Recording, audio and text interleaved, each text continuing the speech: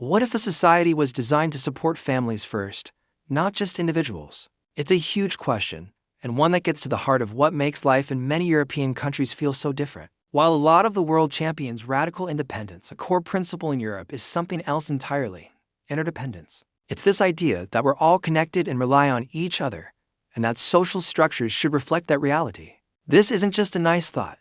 It's built into law and policy. We're talking about systems that make it easier to raise children, care for aging parents, and actually achieve that mythical work-life balance. In this video, we're going to dive deep into this hidden social architecture. We'll explore why Europe prioritizes families, how these policies actually work on the ground, and what it all means for the quality of life of everyday people. Whether you're dreaming of moving abroad, thinking about starting a family, or just fascinated by different ways of living, understanding this concept of interdependence is key. So, let's get into it. First up, let's talk about one of the most famous and life-changing policies: parental leave. When you hear about parents in Sweden or Germany taking a year or even more off work after having a baby, it sounds like a dream, right? But it's a carefully designed system. In many European nations, parental leave is long, it's paid, and it's often split between both parents. Take Sweden, for example. Parents get 480 days of paid leave to share. That's 16 months. And there's a use it or lose it quota for dads, specifically designed to encourage fathers to be just as involved in early childcare as mothers. This isn't just a nice perk. It's a societal statement. It says that the early days of a child's life are fundamentally important, and that both parents have a right and a responsibility to be there. The funding usually comes from social security systems, meaning everyone chips in. This approach has profound effects. It strengthens family bonds from day one, promotes gender equality both at home and in the workplace, and gives children a stable, secure start in life. It's the first big piece of the puzzle, showing that the family unit, not just the individual worker, is a priority. But what happens when parental leave ends and it's time to go back to work? This is where the second pillar comes in: affordable and accessible childcare. In the US or many other parts of the world, the cost of childcare can be crippling, sometimes costing as much as a mortgage payment or college tuition. It's a huge source of stress and a major barrier for parents, especially mothers, wanting to return to the workforce. In Europe, the story is often very different. Countries like France, Denmark, and Germany have heavily subsidized public childcare systems. The French have their crèches, which are high quality, state-run daycare centers that are incredibly affordable because the cost is based on family income. For a low or middle-income family, this can mean paying just a small fraction of what it would cost in a purely private system. The philosophy here is simple: childcare is not a luxury, it's a public good. It's essential infrastructure, just like roads or schools. By making it affordable and high quality, the state ensures that all children, regardless of their family's wealth, get a good start. It also means parents, and again, especially women, aren't forced to choose between their career and their family. This system directly supports working families and promotes a more equal society. Now, let's look at the other end of the family life cycle: caring for our elders. This is a challenge every society faces as populations age, but the approach can vary dramatically.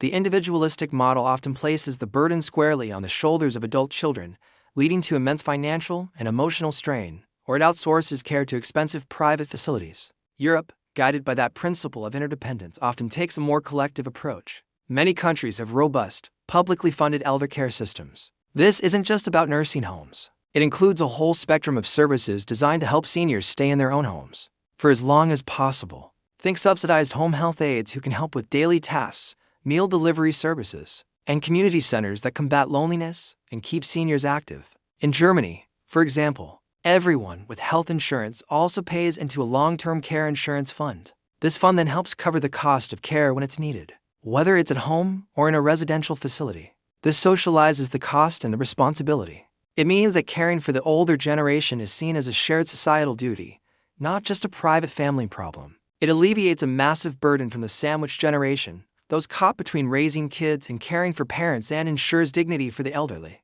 So we have parental leave, childcare, and elder care. When you put them all together, you see a clear pattern. These policies are all expressions of a deeper cultural value: interdependence over pure individualism. In a purely individualistic society, the ideal is to be completely self-reliant. You succeed or fail on your own. If you need help, it's often seen as a personal failing. The European model we're discussing challenges that. It acknowledges that we are all dependent on others at various stages of our lives: as children, as new parents, when we get sick, and when we grow old. And that's not a weakness. It's just part of being human. Instead of ignoring this reality, the system is designed to support it. This fosters a sense of social solidarity. Your taxes help pay for a new mother's parental leave or an elderly neighbor's home care.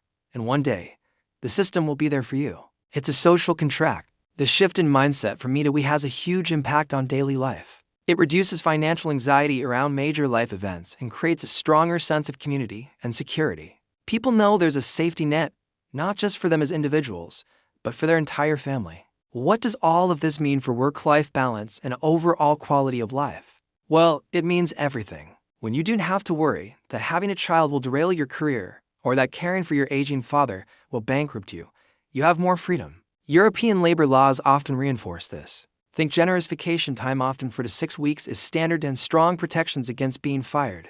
Flexible work arrangements are also becoming more common, allowing parents to adjust their schedules to pick up kids from school. This whole ecosystem is designed to allow people to have a full life outside of their job. The goal isn't just to be a productive worker, it's to be a present parent, a caring child, an engaged community member. This is why you often see European cities empty out in August, or why shops close early so workers can go home to their families. Life isn't organized around the demands of the market. The market is expected to fit into the rhythm of human life. The result is often less stress, more time for hobbies and relationships, and a higher reported sense of well-being.